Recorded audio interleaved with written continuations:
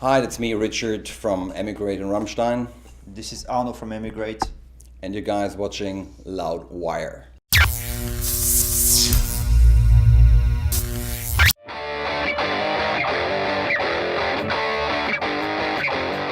Well, I constantly write music. That's what when you kind of create things, then you choose whatever you choose, like to create things. I chose music, so I'm constantly writing. So there's never a stop for any writing process. So the big difference between the first record and the second record is that it has a Berlin kind of touch to it.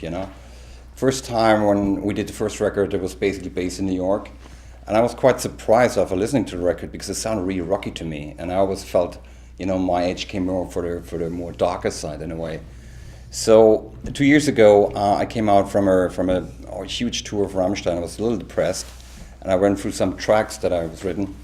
And I was a little bit surprised what I heard. And I was calling the family and said, listen, let's get together, let's listen to stuff and see what we're coming up with. So that's what we did for 2 months, and we decided we want to do a record. So I think, if I could describe the two records, the one is definitely the New York record, and the second one is kind of the Berlin record.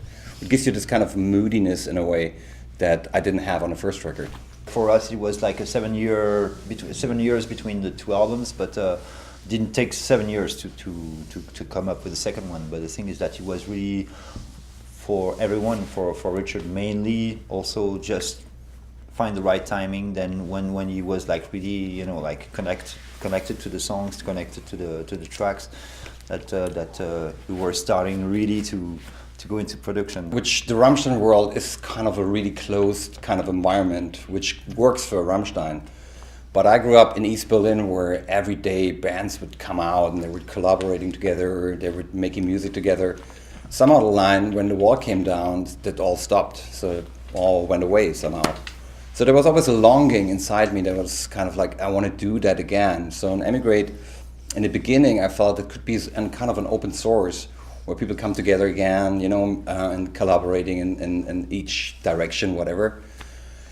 Somehow it didn't happen on the first record, but on the second record I felt also confident enough as a singer, because there's a difference between do you want to become a singer and actually be a singer, to reach out to other people, that those people can stand also with my voice. So that was the idea as well, to reach out to other singers, to other musicians, and to get together and make music.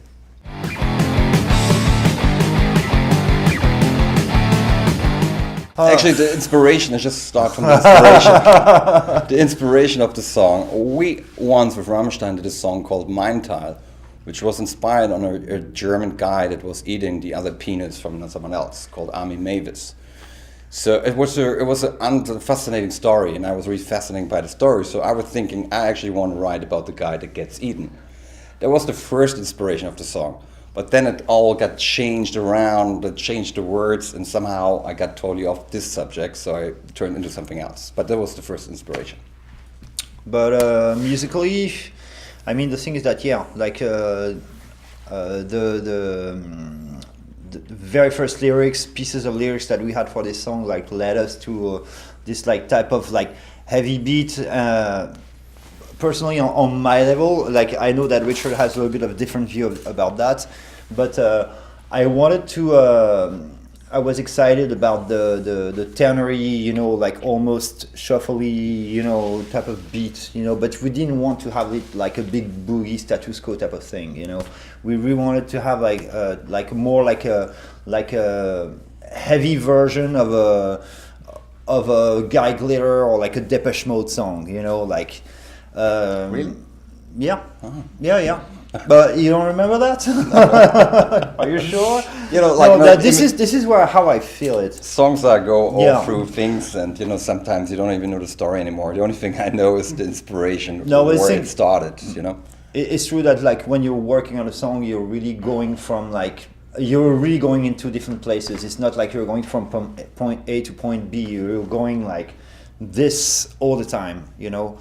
So sometimes you lose track, sometimes you keep track, but the thing is that it's really a trip, because the thing is that after a while you realize that every song is really like an organic system, something that has a life on its own.